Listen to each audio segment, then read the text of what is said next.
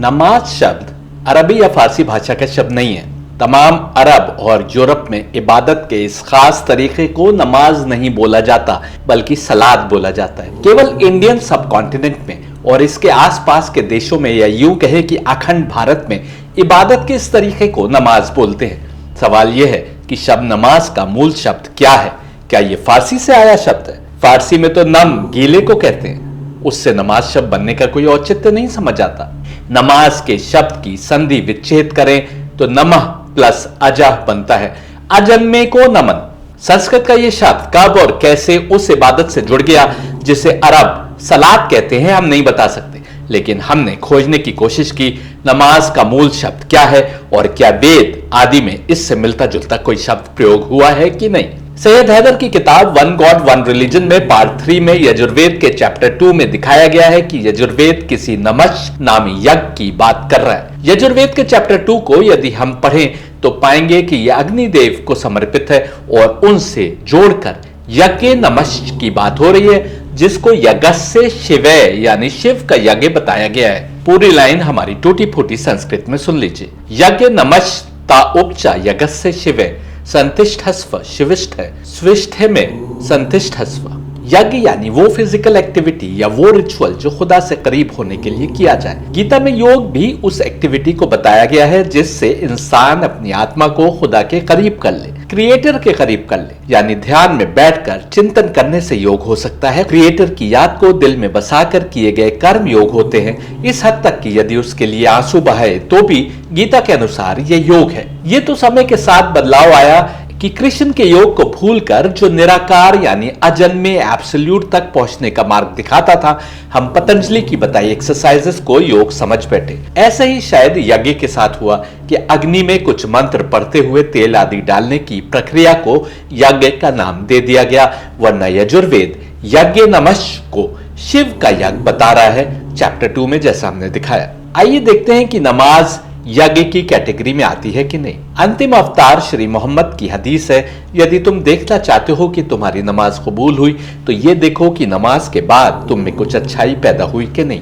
आप कहेंगे इसमें खुदा से जुड़ाव की बात तो हुई ही नहीं, कैरेक्टर में अच्छाई पैदा होने की बात हुई है। अच्छाई तभी पैदा होगी जब यज्ञ करने वाले की आत्मा पाकीज़गी की राह पर आगे बढ़ेगी, और पाकीज़गी की प्योरिटी की राह पर आगे तभी बढ़ेगी जब आत्मा का खुदा से परमात्मा से कनेक्शन बने।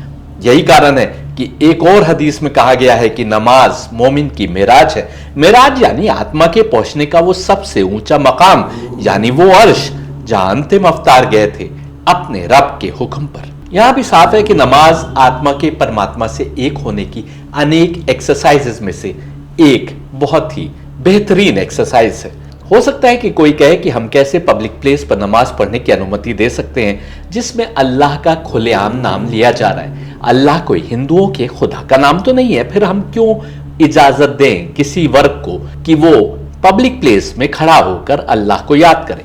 यहां पर एक सवाल है, सृष्टि का एक ही क्रिएटर है, ये तो वेद और तमाम किताबों से साबित है। यदि आपको इस पर यकीन नहीं है और वेद में से देखना चाहते हैं कि एक क्रिएटर की बात बल्कि एक मैफ क्रिएटर की बात वेद और उपनिषद में कहां हुई है, तो हम बहुत सारे उदाहरण पेश कर सकते हैं। कमेंट बॉक्स में नीचे सवाल लिखिए, हम उसका उत्तर देने की कोशिश करेंगे यदि आपको सबूत चाहिए। लेकिन अभी हम मानकर चल रहे हैं कि हमारे व्यूअर्स मानते हैं कि सृष्टि का क्रिएटर एक ही है, वो निराकार स्वरूप, वो अजन्मा जो उस समय भी था जब कुछ नहीं था। उसने ही साकार स्वरूप में तमाम सृष्टि की रचना की। गीता में उस निराकार को एब्सोल्यूट यानी सर्वशक्तिशाली बताया गया।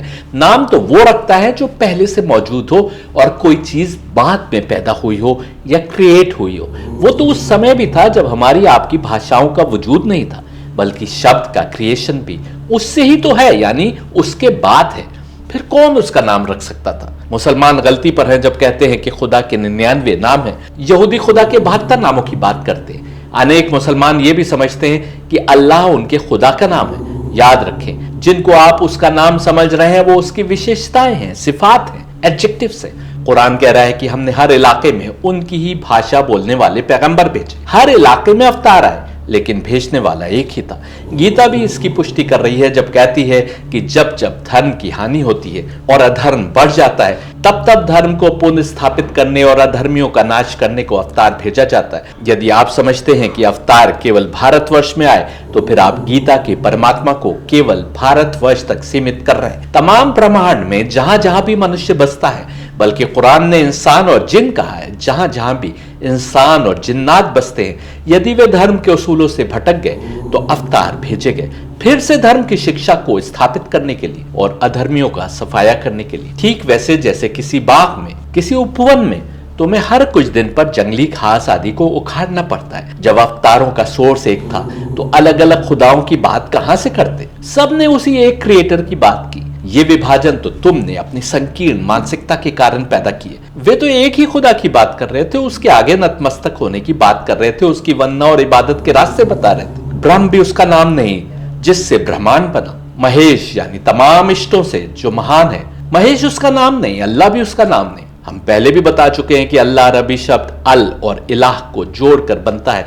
अल का अर्थ हुआ इंग्लिश का दा और इलाह का अर्थ हुआ गॉड।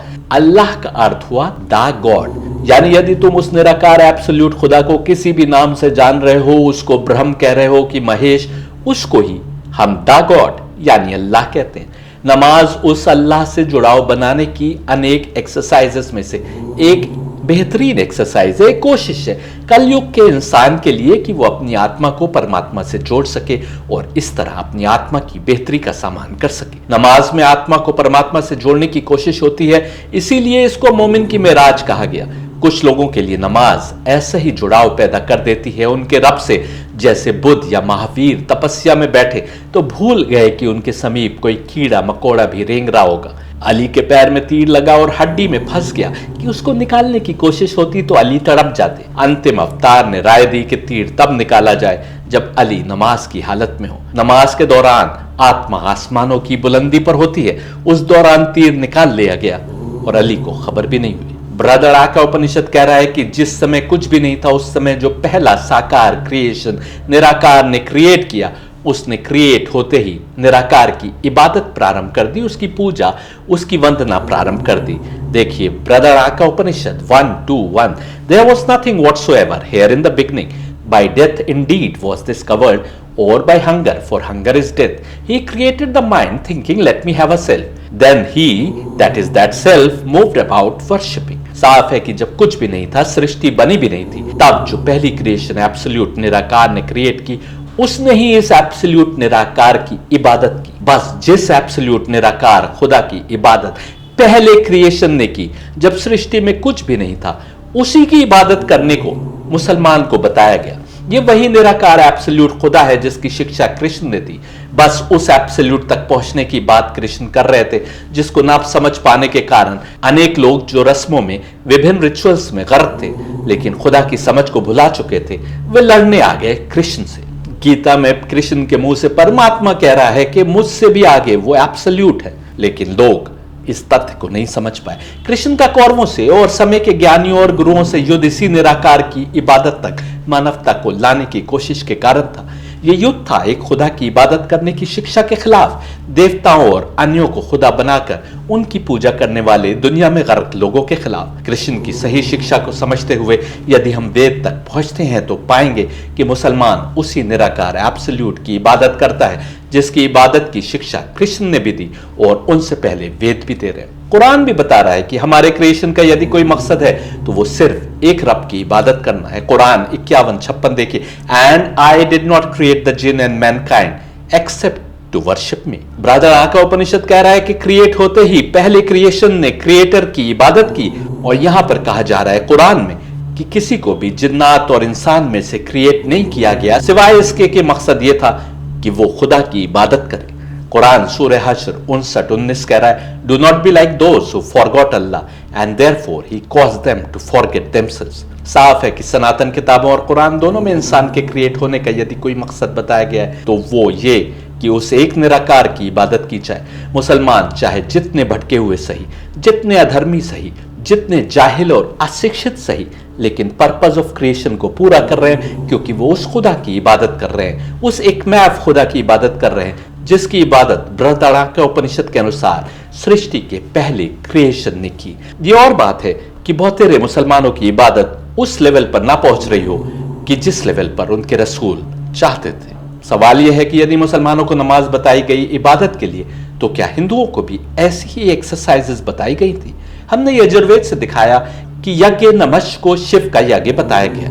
यदि हम कुछ और उदाहरण दे सकें सनातन किताबों से जो नमाज जैसी ही कुछ एक्टिविटी की बात कर रहे हैं, तभी हमारी बात को बल मिलेगा कि सनातन किताबें भी उसकी वैसे ही इबादत करने की ओर इशारा कर रही हैं जैसे मुसलमान नमाज के माध्यम से करता है। नारद परिव्रज का उपनिषद कहता है कि ब्रह्मा ने कहा, the functions of the 14 organs, eye and others mutually dependent are the following.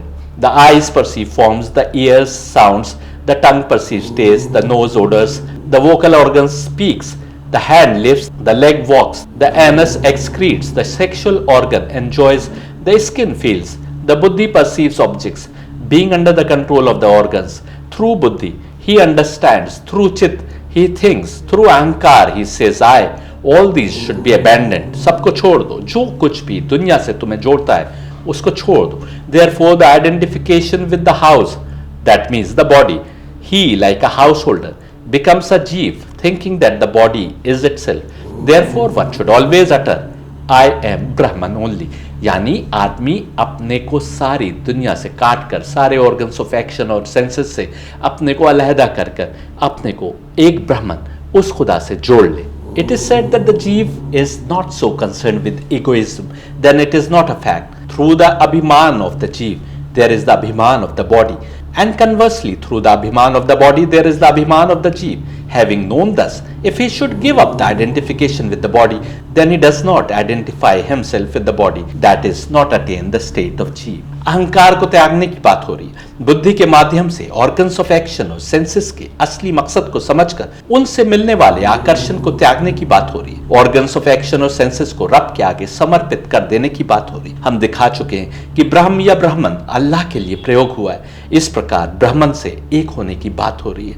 नमाज भी तो संपूर्ण समर्पण ही दिखाती है। अल्लाह यानी ब्राह्मण के आगे अष्टांग आसन में यानी 8 अंगों के साथ तमाम मन और मस्तिष्क को रब के आगे समर्पित कर देने की भावना से ही नमाज पढ़ी जाती है। जब दिन में 5 बार कोई व्यक्ति रब के आगे संपूर्ण समर्पण करने की भावना से खड़ा होगा, तभी वो अपने अभिमान या ईगो को मारकर रूहानियत के मार्ग पर आगे बढ़ेगा, जैसा कि उपनिषद भी कह रहा है। इसी नारद परिव्रज का उपनिषद में लगातार रब के आगे मेडिटेट करने का परिणाम बताया जा रहा है। The illusion of the universe disappears through meditation on union और एब्सॉर्प्शन एंड सत्व भाव ऑफ परमेश्वर always. Through knowing the Lord, avidya and the rest are destroyed. Through the removal of such pains, there is freedom from birth and death. Through the meditation of that Parmeshwar, the third body is acquired after this physical body. All wealth is enjoyed and he attains whatever should be attained. He should know with certitude that all the 3 things, namely the enjoyer,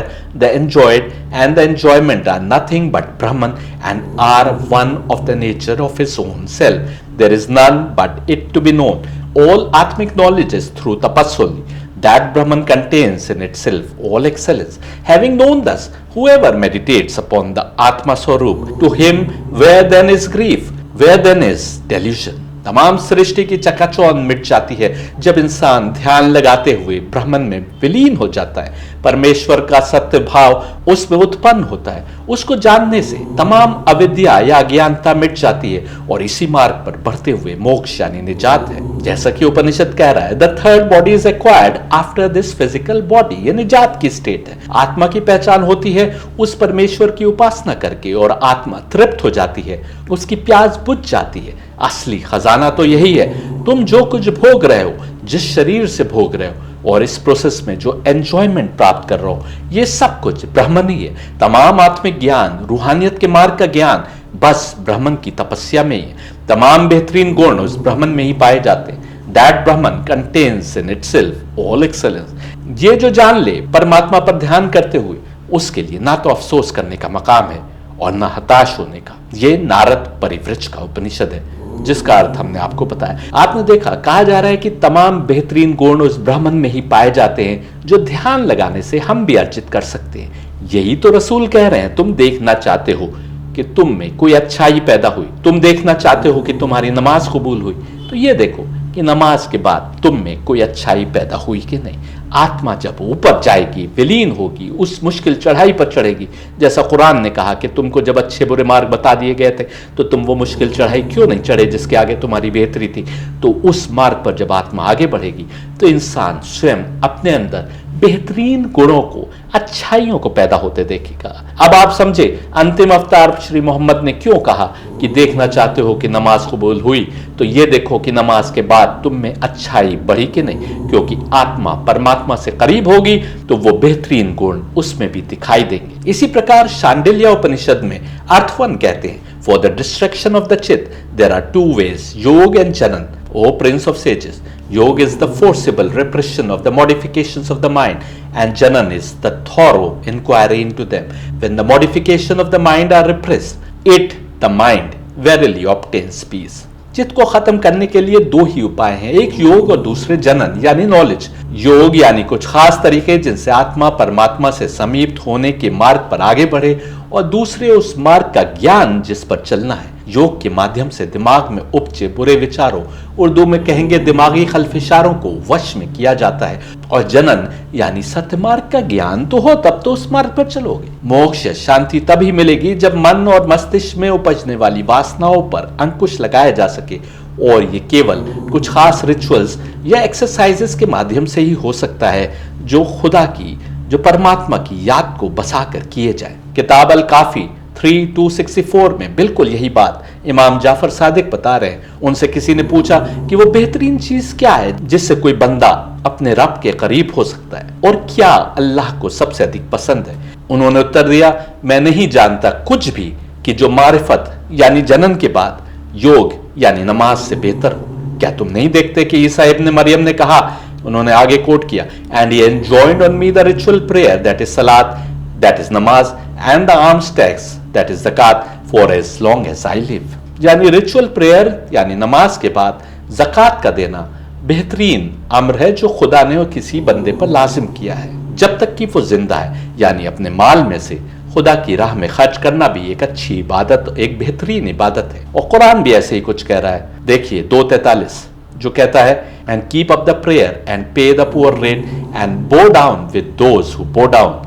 और कहा जा रहा है 2:45 में, and seek assistance through patience and prayer and most surely it is a hard thing except for the humble ones. और 2:3 में कुरान कह रहा है, those who believe in the unseen and keep up prayer and spend out of what we have given them. एक ही बात हो रही है उपनिषद में और कुरान में। शब्द अलग हैं क्योंकि जबान अलग है, भाषा अलग है। और कुरान ये भी कंफर्म कर रहा है जब कह रहा है कि हमने विभिन्न इलाकों में अवतार यानी पैगंबर उनकी ही भाषा बोलते हुए भेजे। आगे शांडिल्य उपनिषद कहता है, the mind should not be allowed by a clever man to rest on any other thing.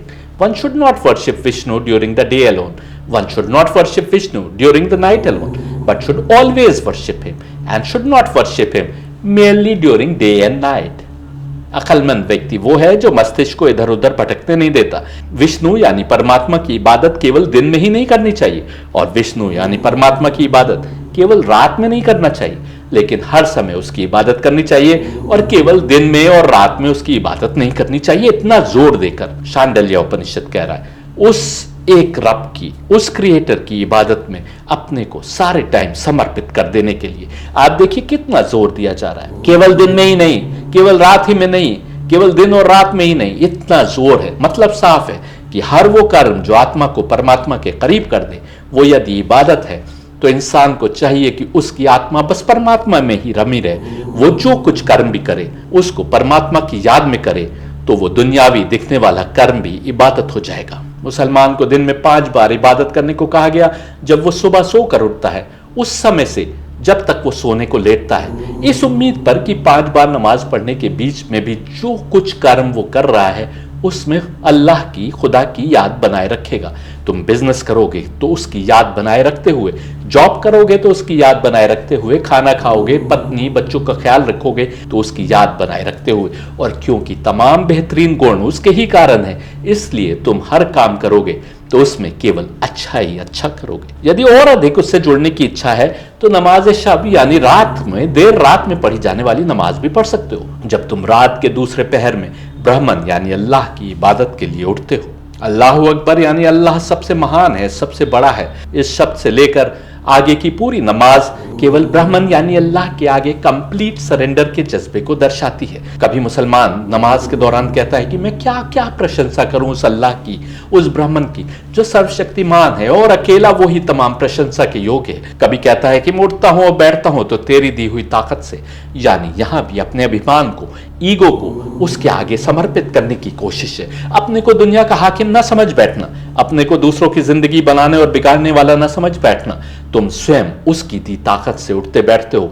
यदि सही मानी में कोई नमाज पढ़ रहा है तो वो अभिमानी नहीं होगा, त्याग और अमन और शांति की भावना से भरा हुआ होगा। आपको जानकर आश्चर्य होगा कि शांडिल्य उपनिषद ने योग के विभिन्न आसन भी बताए हैं, जिनमें कुछ आपको बता रहे हैं। पैरों का पकड़ना, नाक से हवा को अंदर लेना, पैरों का फैलाना, पद्मासन में पीठ को सीधा करके बैठना, अपने घुटनों पर हाथों को रखना, उंगलियों को फैलाना, मुंह को खोलना और अपनी निगाह को नाक की नोक पर जमाना, दिमाग को दोनों आंखों के बीच में लगाना, दोनों पिंडलियों को हाथों से दबाना और घुटनों को हाथ से जकड़ना, जमीन पर शरीर को बिठाना दोनों हथेलियों के साथ, एक पैर को दूसरे पर रखकर बैठना जैसा कि गोमुख होता है। ऐसे कई आसन सिद्धि के लिए आवश्यक है। इन तमाम आसन में कितने हैं जो आप नमाज के दौरान करते हैं? वो सांस अंदर लेता है क्योंकि उसको कुरान की आयतें पढ़ना है, नाक की नोक पर निगाह जमाता है और वैसे ही बैठता या खड़ा होता है या झुकता है या घुटनों को दबाता है या पैर पर पैर रखकर बैठता है, जैसे जैसे आसन बताए गए।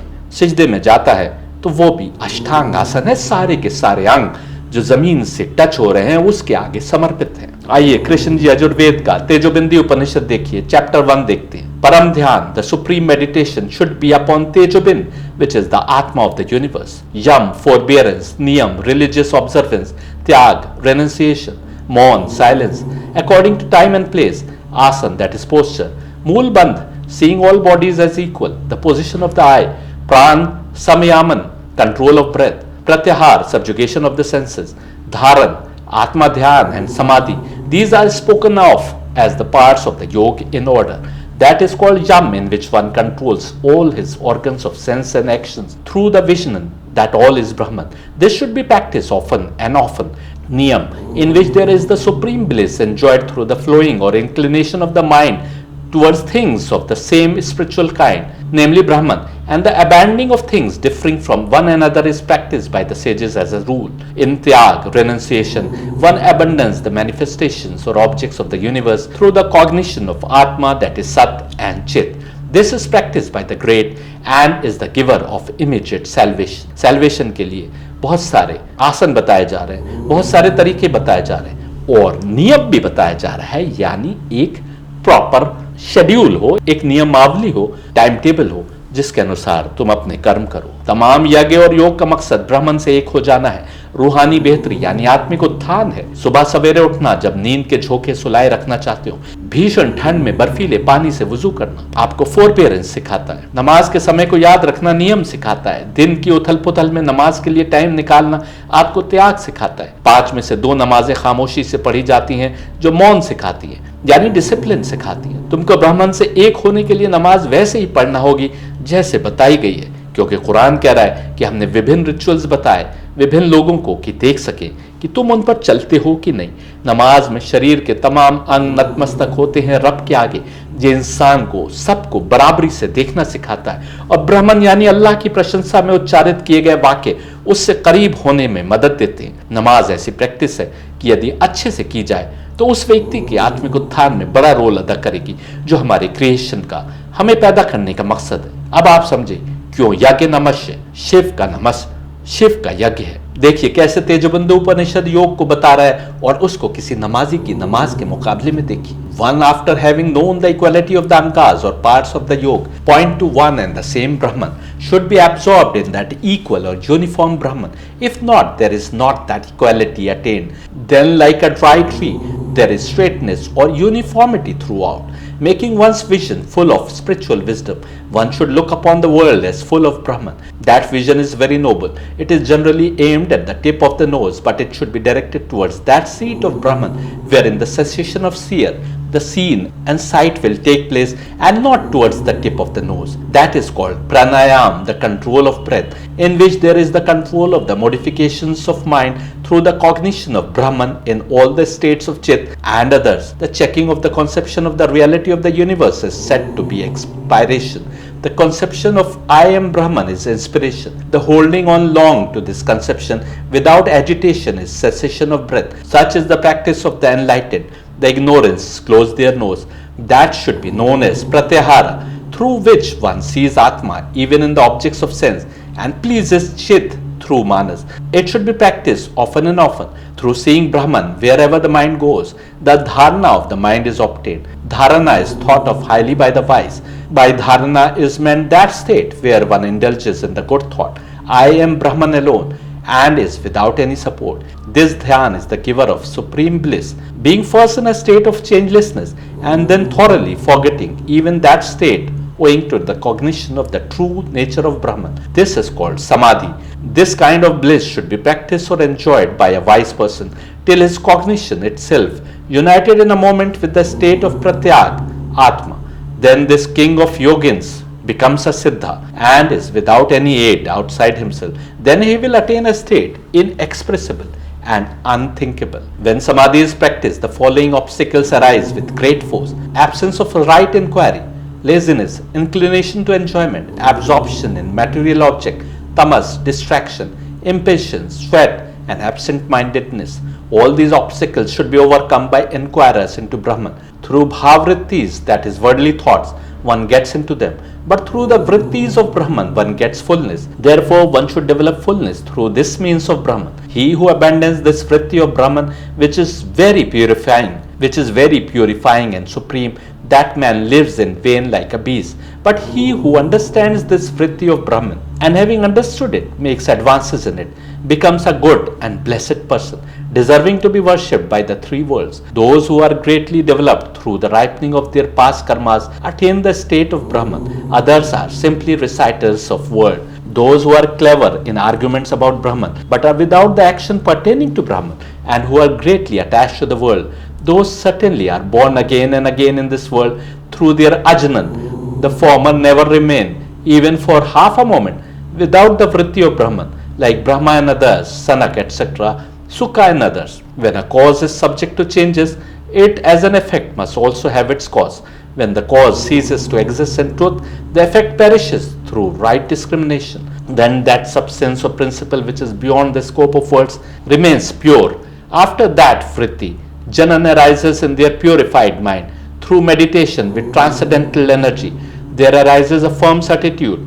After reducing the visible into the invisible, state, one should see everything as Brahman.